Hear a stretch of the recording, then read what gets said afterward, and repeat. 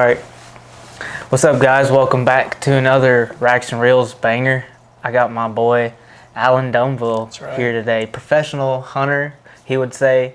I don't know about professional. I'm not getting paid for it, but no, he's definitely up there. He's up there. But yeah, we're just gonna do a quick podcast for you guys, and I know we discussed some topics prior to starting that will hopefully be helpful or useful for you guys. So you guys stay tuned for that, and yeah, let's hit this thing off. heck yeah.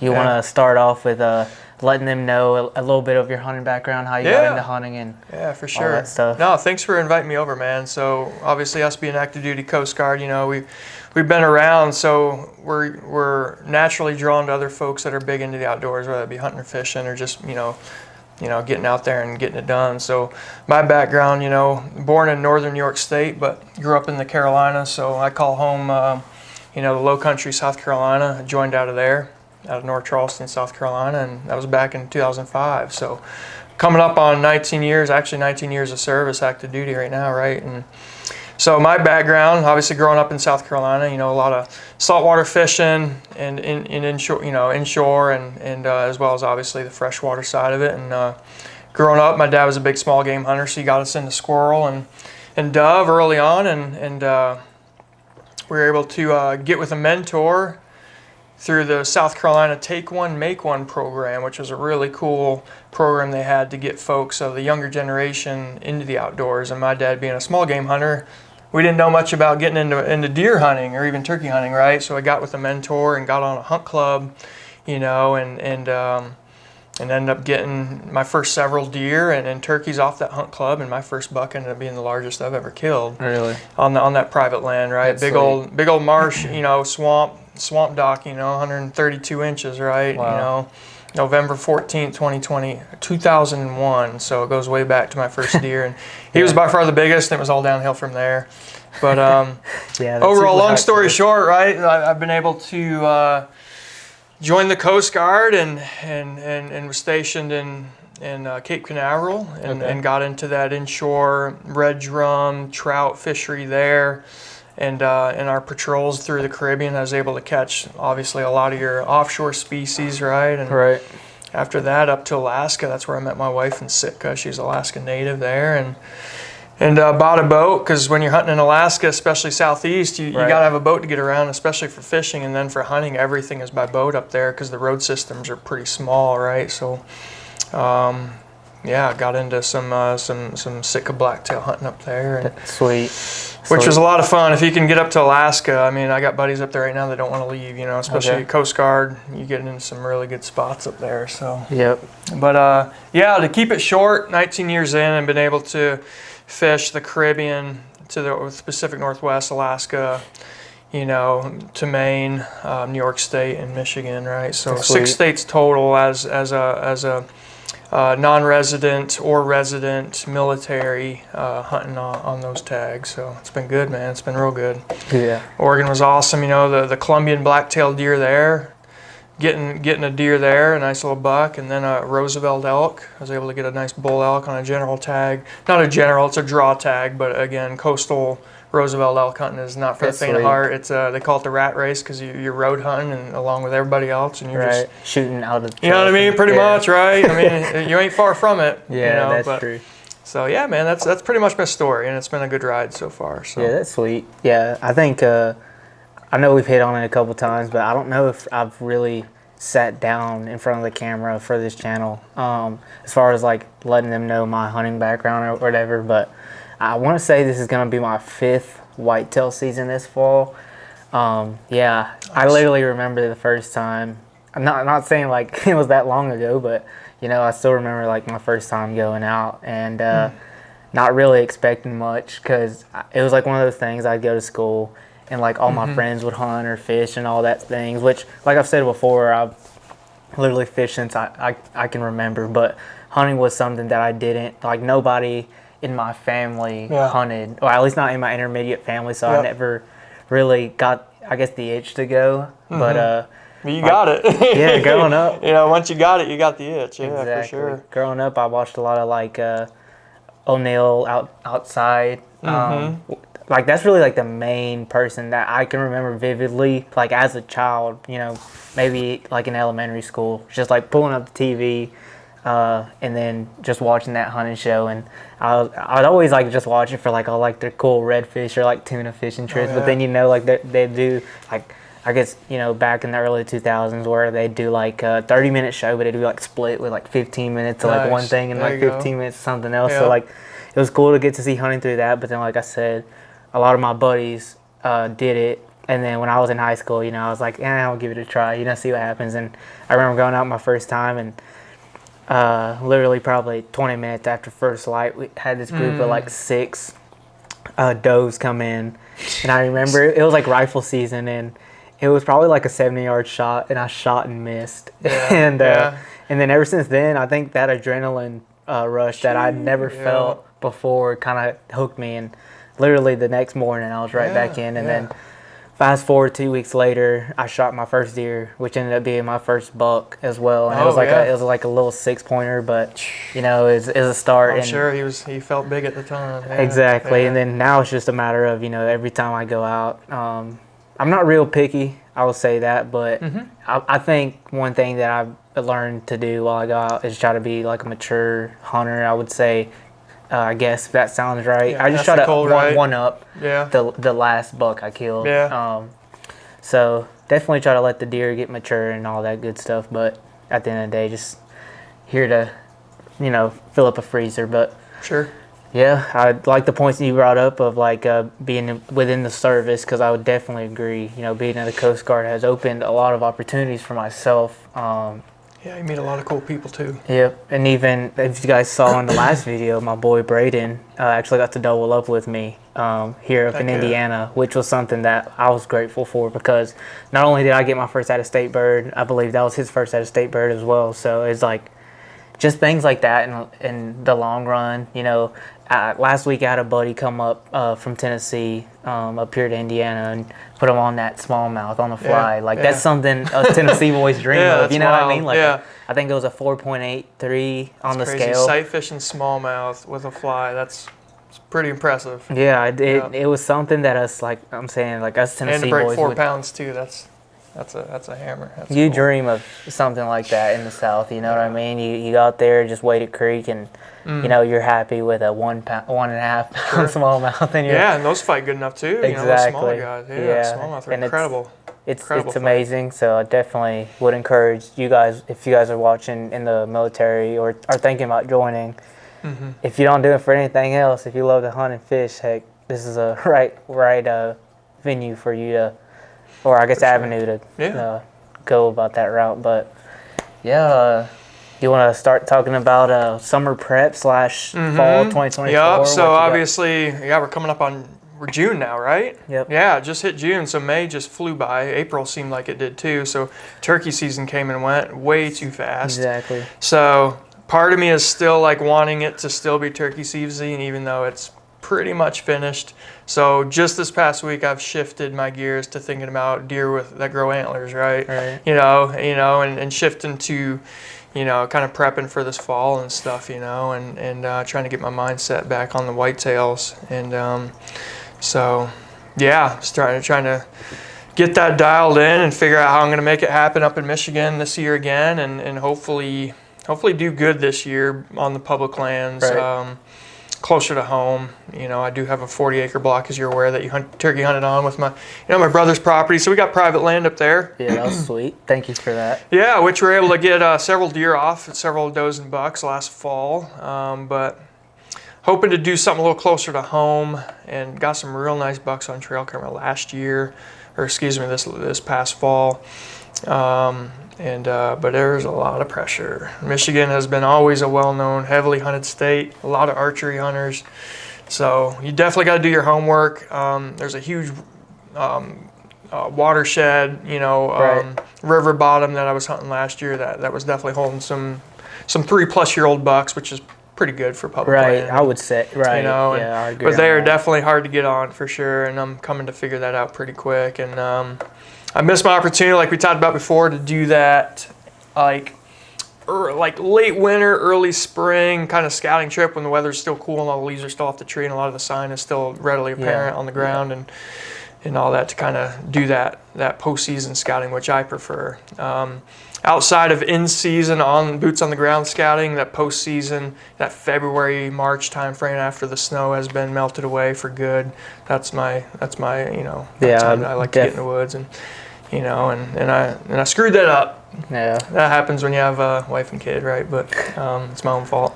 But no, long story short, looking forward to this fall. And when it comes down to, like I said, I'm all about getting the meat in the freezer. I'm not too picky, especially when it comes to archery equipment. But right. I did hold off on public lands close to home, looking for that larger buck, and definitely passed up a Basket Rack 8 3 different times, actually. Same buck? Same buck, 3 different times, and on 3 different hunts. And and I probably should have pulled the trigger on them. Yeah, it's always like that. Should have touched off, but they weren't ideal. They weren't ideal situations, but it was pretty fun. He was chasing 3 does and grunting the whole way through, and all that good stuff. In November when I saw him the last 2 times, but I'll definitely be a little bit more trigger happy, I think, this year with archery gear.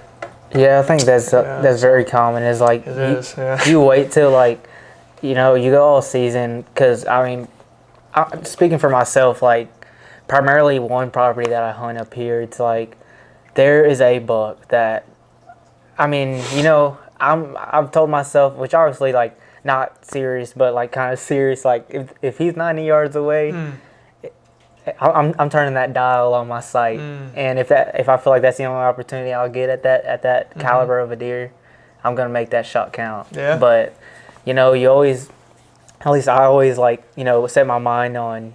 I would say last year I probably had my mind set for like 3 definite shooters that would walk by. Some other ones were like, if I'm in the right, like if he gets me hyped up, which how it should be, and I always encourage people, when people, like I got buddies back home that I've let hunt at my house, or just a permission property that I'm not able to hunt as much as I want, so I let them come in and hunt it. It's like I've had buddies literally text me like, oh man, like I shot a buck but he's not that big, and it's like you shot him because you were excited in the moment. Like I think that overall size of like the rack, I feel like a lot of people in today's game, which I'm speaking like I've been in it forever, but I feel like a lot of people get too much caught up in like the score of a big buck or whatnot. I'm really just based off of what gets me get the blood going, and what I can make a great shot on, and I don't know. Yeah, if a big one happens to walk by while I'm hunting, I'll kill him. But if it's something that makes me happy too, it ain't. You know what I mean? Yeah. Granted, I say that when I was passing up a younger buck this past fall, right? But kind of bit me in the butt, because I ended up I didn't fill that archery tag right, and had to wait till rifle season, and I ended up getting a couple does. But no, it is right. So that can be hard, and there's a ton of folks out there that'll tell you this, and 1,000 podcasts, is just the social media hunters and everything else, they exactly. I mean, it can make it tough on newer hunters, especially, to want to go out and fill their Instagram feed, with quality animals, whether whatever that might be. But in reality, you got to do what makes you happy, and not be ashamed of it. That's the biggest thing, is don't feel bad about taking something that filled your freezer and made you happy. You know what I mean? Exactly.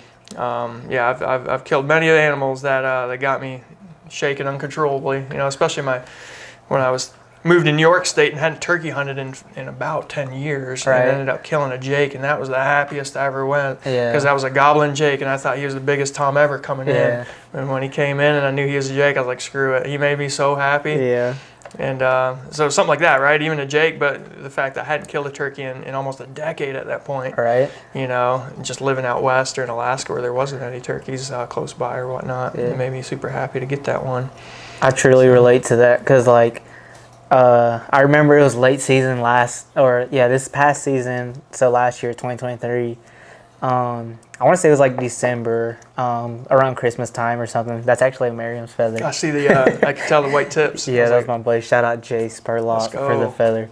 But so I was hunting late season around Christmas, and last year was a really good year for me. Because like I said earlier, I shot one in velvet opening day, and then I filled my second tag. I think it was the first opening weekend, like actual opener. So like that last weekend of September. So like back home in Tennessee, I was kind of bummed out, but I knew what I had up here in Indiana. So like I wanted to, I wanted to focus like up here, and no, I didn't just kill those to kind of get Tennessee over. Like those. It's funny because like I said earlier, that 8-pointer I killed in velvet, that was my biggest deer. Then when I killed that 9-point with a split G2 in September, then it just like one upped it. So it was like you know what I mean. Oh, but, especially in that case, I hear you. But yeah. Anyway, back to that story is like late season, and I was going just to do some doe management because I hunt like an urban city back home in Tennessee, and I literally. I told my buddy, I'm like, like a doe that comes out, you know, she's getting popped or whatever. And the slickheads will get it. Yeah, so we hunted all day, and probably like the last 10 minutes of light, we finally had deer funnel in through this hillside. And they come into the food plot, and we had this buck come in. He was a little 6-pointer, but my buddy, it would have been his biggest deer. So like he was in the hot seat, what we call the hot seat in the blind, because we got 2 different seats, and that just ends up being the shooting chair for some reason. He like draws back on this deer, and like I guess he heard the drawback, so he kind of just took a step back. So he's like starting to corner away, and then he like took one more step, and it was like the way I'm telling the story, it seems like forever, but it was like that. And like he was about to release, and like he somehow didn't end up to get a shot or whatever on that buck, and probably 20 seconds after that, like him and this doe that just came out of nowhere. She came out of this thicket, traded spots, and literally within this 20 seconds, we traded seats. We're like, really? I'm like, here, hand me the bow. And it was like, I'm literally like drawn back, and my buddy was like, he was literally having to tell me to chill out, because I mean, he would look at my broadhead, like when I was drawn back, it was just and I had enough time, because I was like set on her. I had enough time to just look at my front hand in that broadhead. And I told you, if I would have told you that arrow would have landed in like Texas or something, you'd probably believe me, because that thing was just going like, thing was nose to tail. And I was back to like, I don't know how, but I just remember, punching that trigger, not literally punching it, but like hitting the trigger on my bow, and it just released. And I don't know how. I remember watching the arrow fly and just go right through the lungs, and it was like crazy? The money shot, and it's like. Everything that you practice from like now to season, like that's the dream shot that you want to get presented. I think it was like a 23-yard shot, just perfect broadside, and she ended up looking right at me, and it was, I don't know how it landed the way it did, but I promise you and everyone watching, like I've never shaken that bad or had that much adrenaline rush. Yeah. And just like after, it was just like a dump, like what just happened? Wild, like, isn't it? Yeah, it's hard to explain. Yeah, for sure. Like even after I killed those 2 bucks early season, like it was nothing compared to that doe, and that just goes to show, like anything can get you excited, and I think that's what's most important is like. Yeah. Just being out there. I mean, that's what I look forward to most. Just the fresh air. A lot of times, and just getting out. You learn so much. Time spent, you can't replace that, and you just learn so much by repetition, whatever that craft is, right? Whether that be fishing or hunting, you spend the time out there, you just learn so much. Just time spent on stand or just walking through, and learning. Yeah.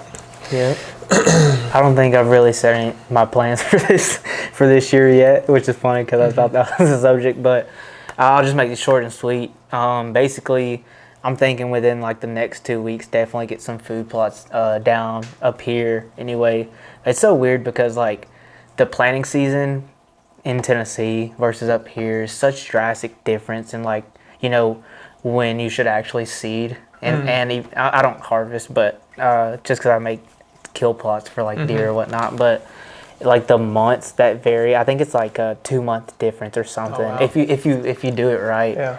And I think it's so crazy how like, I think 2-3 weeks ago, I don't even know how long ago it was, but I remember I went home and I did this little plot in my yard. It was nothing big. It was like a 12 by 15 plot, and I got like radishes, turnips, and then like clover in it. Just a different variety. But like I said, it is a urban setting, so there's no unless they're getting it from someone's garden, there's no actual set in stone. And like I guess wild grass is out there. There's a lot of.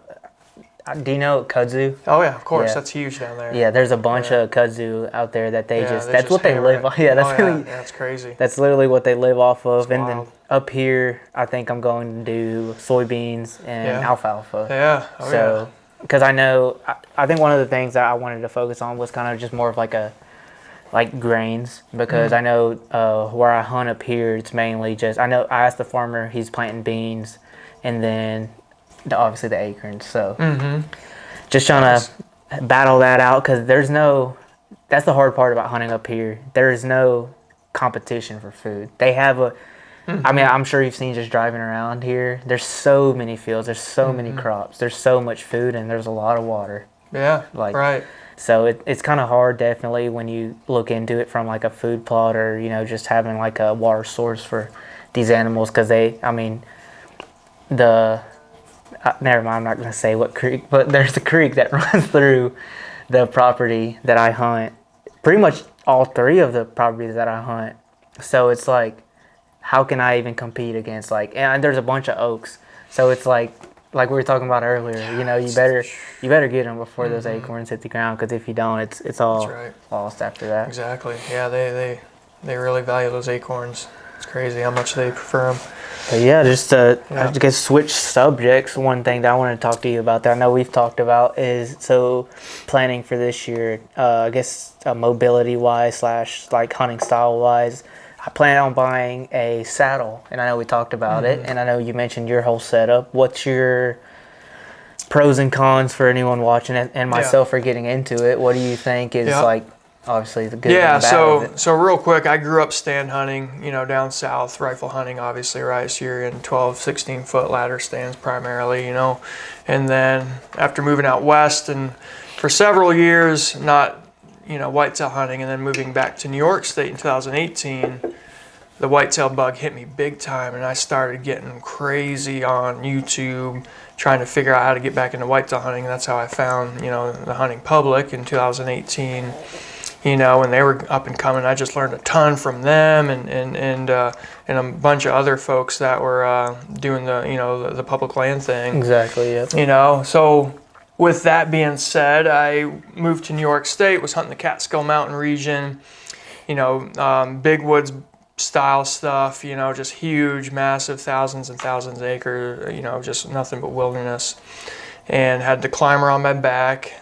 My first archery season was hoofing in, upwards of 1.5 miles, 2 miles into some of these areas, hunting, and it just got to be too much. And I ended up putting that climber away in the garage and ended up finding more success hunting straight off the ground, utilizing woodsmanship, utilizing the terrain and natural setups to be able to get close to deer. Right. And ended up getting having success my first year archery hunting, and filling a tag. And then hunted from the ground for several years. Then when I moved up here to Michigan last summer, that would have been the first fall getting in the woods and switching it up to an elevated stand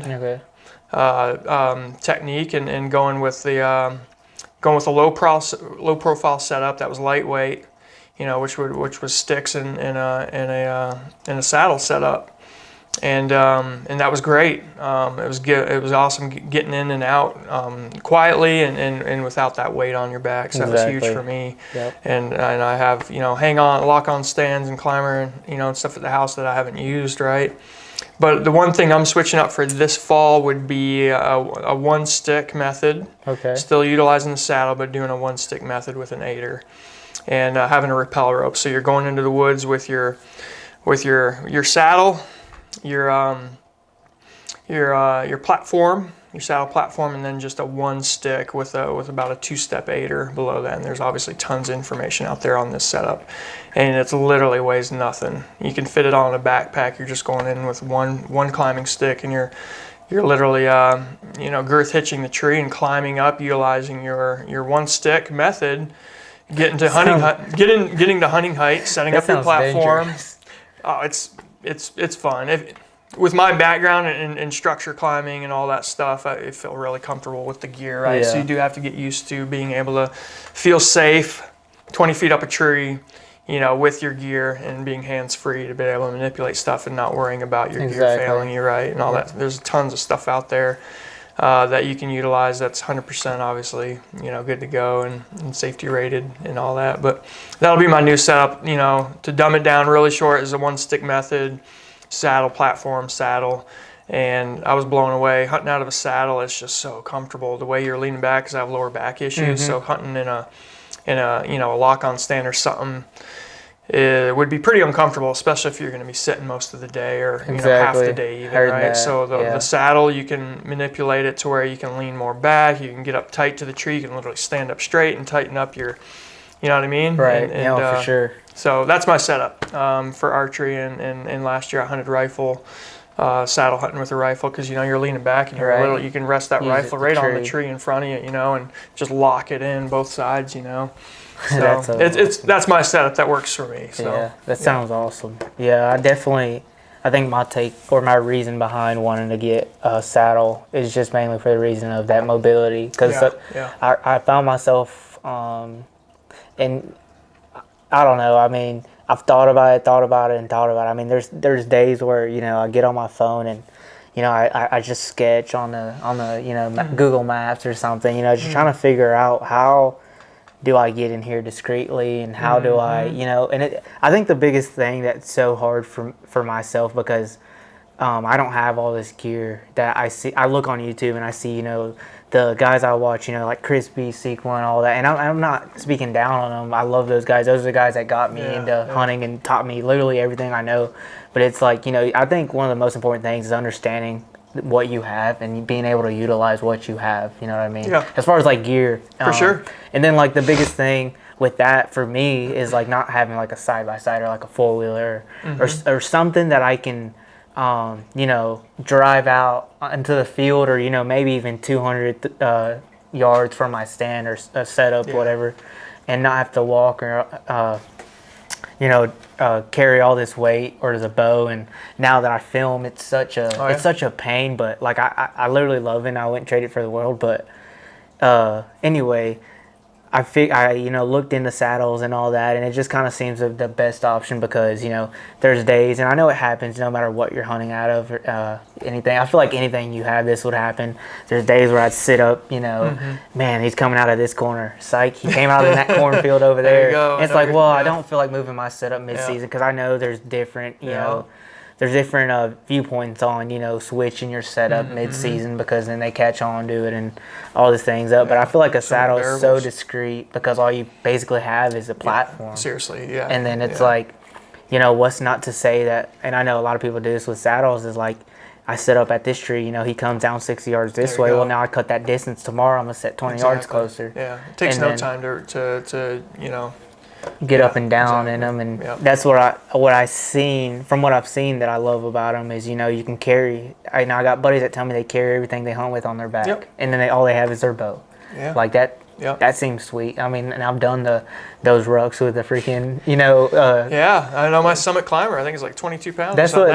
When you're hunting, when you're hunting the big woods in the Catskills, that was not something I was gonna do for forever. And then I learned real quick that was not a thing to do. Yeah, I think one of the biggest things, and I know there's probably like a cheaper option, maybe getting like foam or something, but like one of the things that I don't dislike about the climbers, and I wouldn't deter anyone from buying one if you're thinking about it, but it's like purpose. For me is like one, the weight, and then two is that clinging.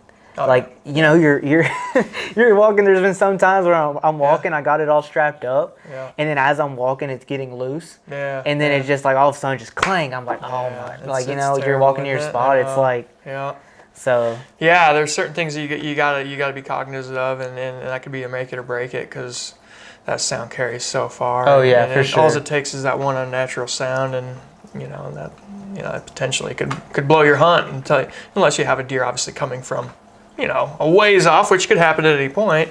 Just kind of strolling through, right? You can always get lucky, but you try to avoid those mistakes and take precautions where you can, and that was the biggest thing for me was going lightweight, being mobile, not having to sweat my butt off, getting in and out, carrying a bunch of weight and making noise and everything else, right? And so that works well for me, and I'm not opposed to going in the woods and just hunting my way in, and I feel confident hunting at ground level. The last deer I killed with my bow was in Maine, and that was at ground level, an early season September hunt, and that was so much fun. Yeah. Just utilizing that big tree in front of you to hide your draw. Right. And utilize that as your cover. And you can get away with a lot on the ground if you're careful about it. But deer, they don't have the best eyesight, but they know what to look for. Exactly. And if you can beat their nose, that's the biggest thing, right? And you can beat their ears and their eyes a lot of times, but their nose you can't. But if you get the wind right, you can set up on the ground, utilize the natural cover around you, and as long as you can get away with that, with a little bit of that movement, hidden behind that big tree or whatever you got set up, a stump or some back cover, a blown down log. That's where I've found over the years of deer hunting and stuff is that's what would get me amped up was hunting ground from level. the ground. Yeah, exactly. Because especially like for archery, it's like face to face. You're within 30 yards and you're doing it from the ground. It elevates that excitement level so much more, and it really hones your skills. Because you really do have to wait for that deer to put its head down or turn away to do things, right? Right. Anyway, but yeah, it's good stuff. And yeah, looking ahead to this fall, we talked about deer hunting, and we're already looking forward to, spring of 2025. Yeah. For turkeys and all that, and that'll be a lot of fun. This first spring hunting up here in Michigan was definitely learned a lot. Definitely. Unfortunately, I'll say I was able to go up to my brother's property and kill that tom that first morning. So when you kill something that quickly in a new spot, you don't learn anything. So when you came up to hunt, that's when we really had to learn a lot, and that was several weeks into the season at that point. It was a warm spring, the turkeys they were hard to cooperate, right? So I made for some difficult hunting when we were up there together. That was 2 weeks after I killed my bird. I killed it the weekend after opening weekend, and then the turkey hunting up there at that time was prime. So it's crazy what a few weeks will do. Yeah, that is a couple true. weeks difference, but.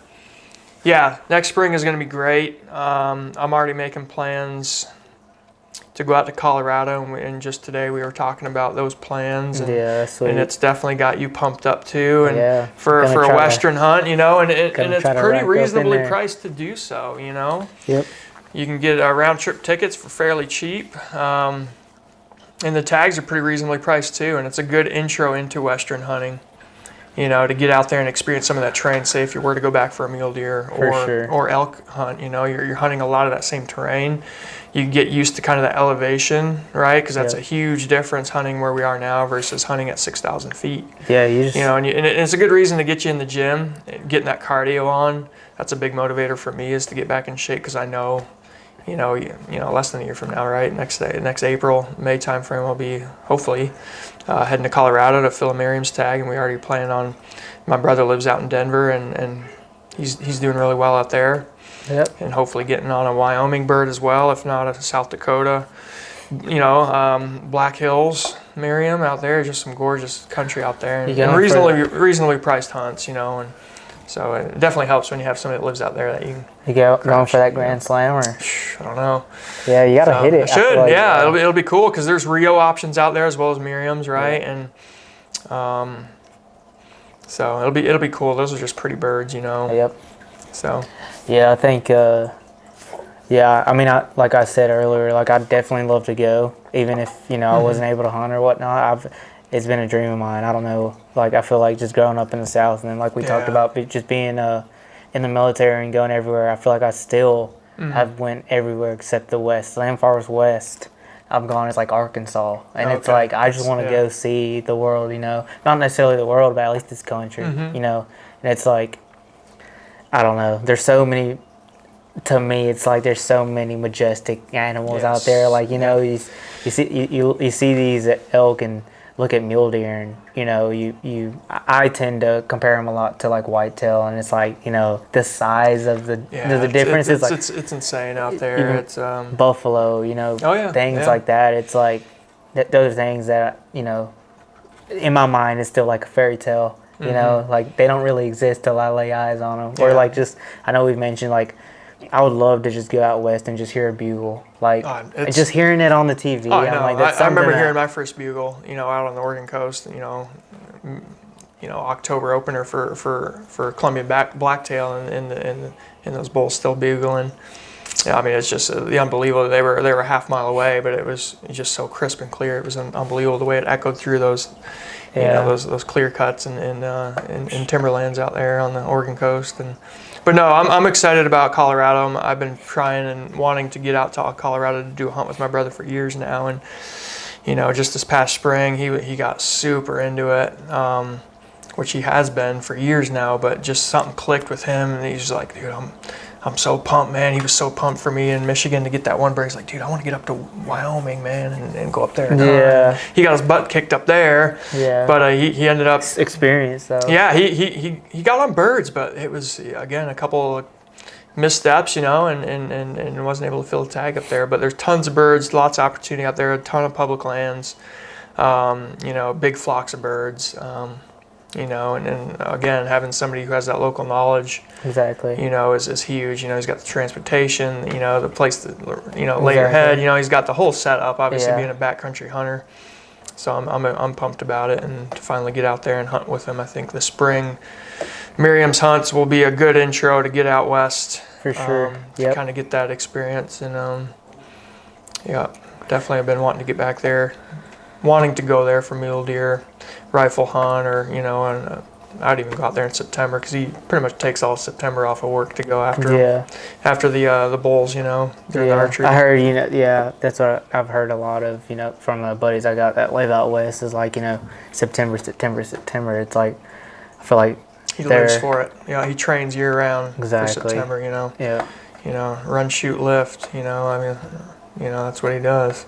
Yep. So, but yeah, I'm excited to get out there, and I know we talked about, you know, me coming down to Indiana next spring even too, or even this fall for a deer hunt, and vice versa for some deer hunting up in Michigan. There's lots of opportunities, you know. So it's all about trying to get it all to fit in the calendar. It seems like, you know? Yeah. I mean, other than that, I think the main thing that I feel like we haven't really touched on this podcast or whatnot, or even just on this channel, that I'm gonna try to smidge a little more footage or work on is like just the fishing side of it, because that's something that I know doesn't seem like it, but ever since I got my mind on like hunting, it's like and I know I've heard multiple people say this, it's like I feel like whitetail hunting specifically compared to any other animal that I've hunted is a year-round job. Not like a job per se, but it's something year-round. You know, you got your season up in the fall, through the winter. Spring is all about shed hunting and scouting, and then summer it's all about plots and fall preparation. So it's like you're constantly on the clock. And with our schedules and whatnot, it's like that's what I find myself. You know, every time I'm off, it's like I'm doing something in the whitetail woods or in the field, you know, just prepping for that next season. Exactly. It's either that or you're shooting your bow or fine-tuning gear, or, you know, and it's crazy. It's an addiction, isn't it? Yeah. There's always something to do. Definitely. But, we'll try to get some fishing content out for you guys. I definitely got some charters planned this summer, but my GoPro, I don't think I told you over them, but like my GoPro literally completely just stopped working, and that's what I was going to use to just make my fishing video, because I didn't want to take like the tripod out. Yeah. So like I literally missed, like, because I had planned right after we went hunting that week, I was just going to come down and just start spawn fishing, which I did, and it ended up going, you know, it was a really good spawn for me.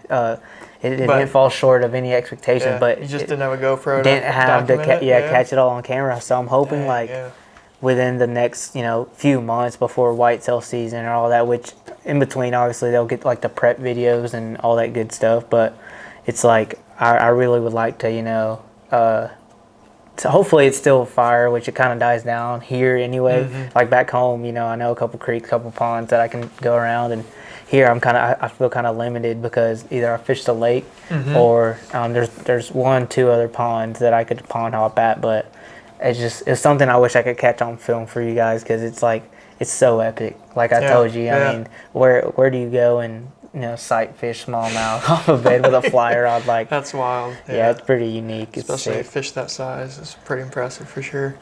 Yeah, but is there anything else that do you want to throw out there to anyone maybe getting into hunting or?